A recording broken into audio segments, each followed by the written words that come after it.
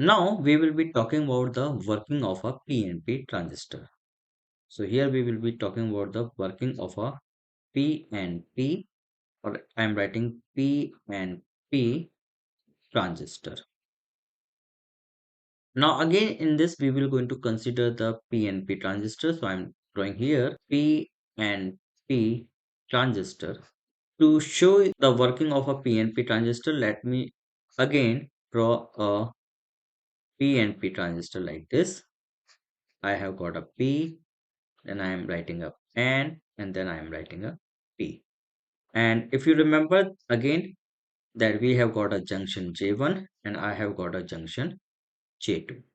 And now what I have to do is that I have to make these junction forward biased.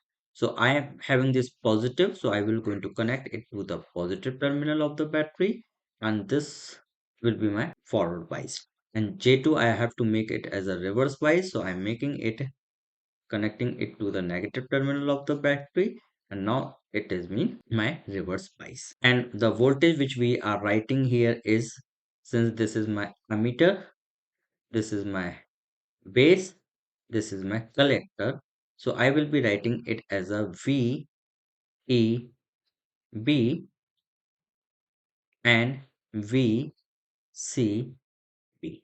Now if you remember that in P type we have got holes as a majority charge carrier.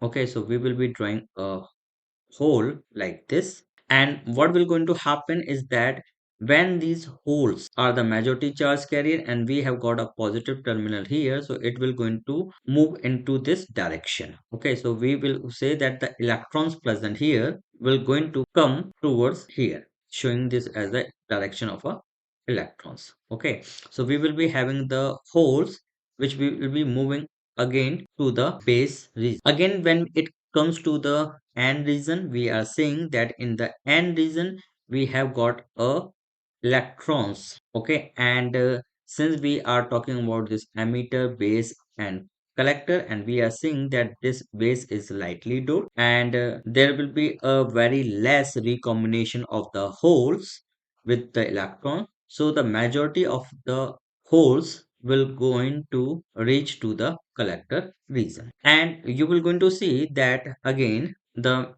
more number of holes will be present into the collector region. So for the completeness of a diagram I'm drawing, okay, so the electrons will move like this.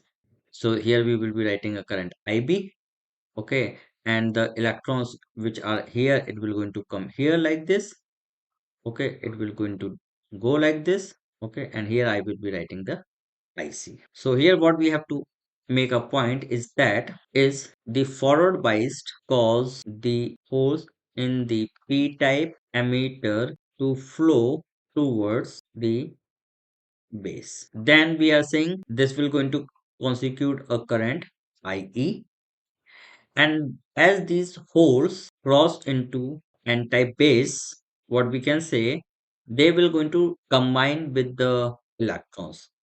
They tends to combine with electrons. Okay, and since we are saying that the base is lightly doped, as we have seen the base is lightly doped and it is very thin, that means only the few holes will going to combine with the electrons, and we are saying that only the 5% of the holes electrons will going to combine. So remaining we are saying, let's say again I'm representing that 100 is here, 5% are being recombined here, so we will be having a 95% coming here. So 95% of the holes will going to reach to the collector, so this will going to constitute the current IB, and finally we will going to say that the remaining cross into the collector region. Okay, and this will going to constitute a current IC.